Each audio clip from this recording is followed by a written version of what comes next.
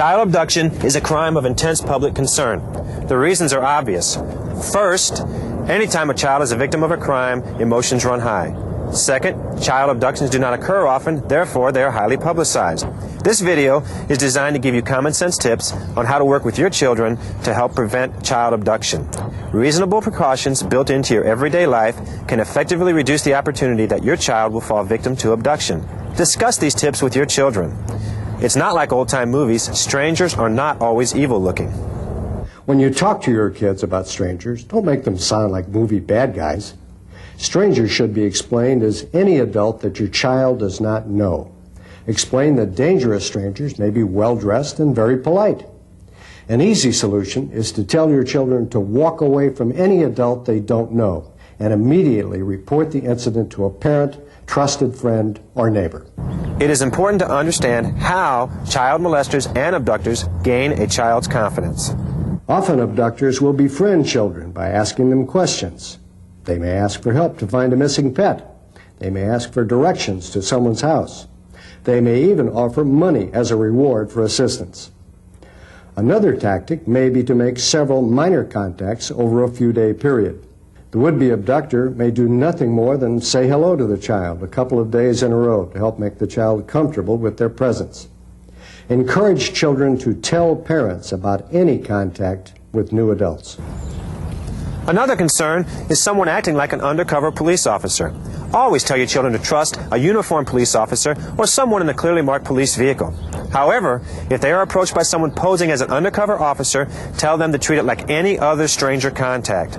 A police officer will not mind the children consulting with an adult if they are too young to readily identify an ID card and a badge.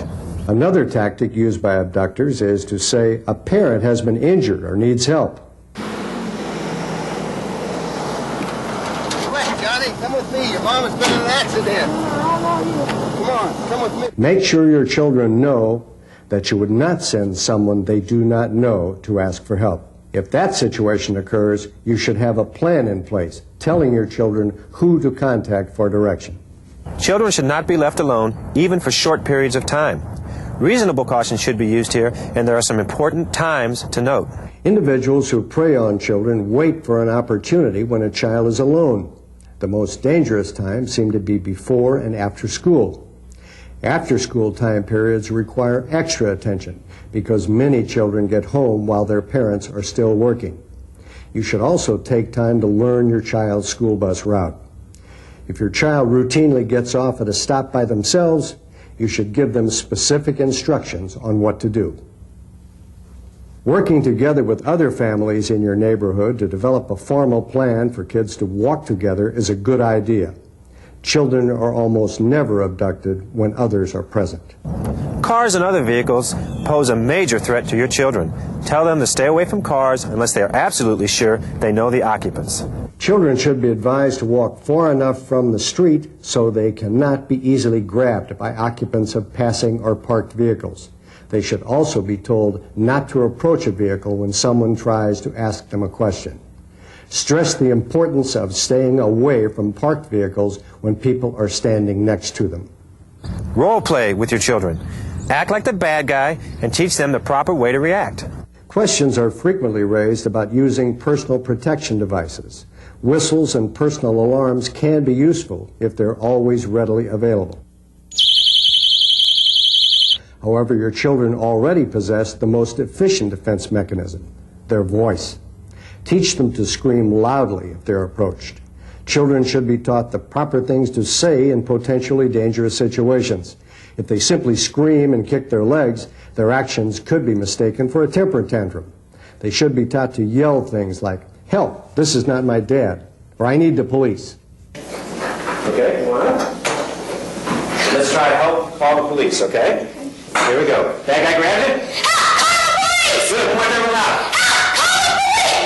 Parents should talk to their children about safety practices on a regular basis.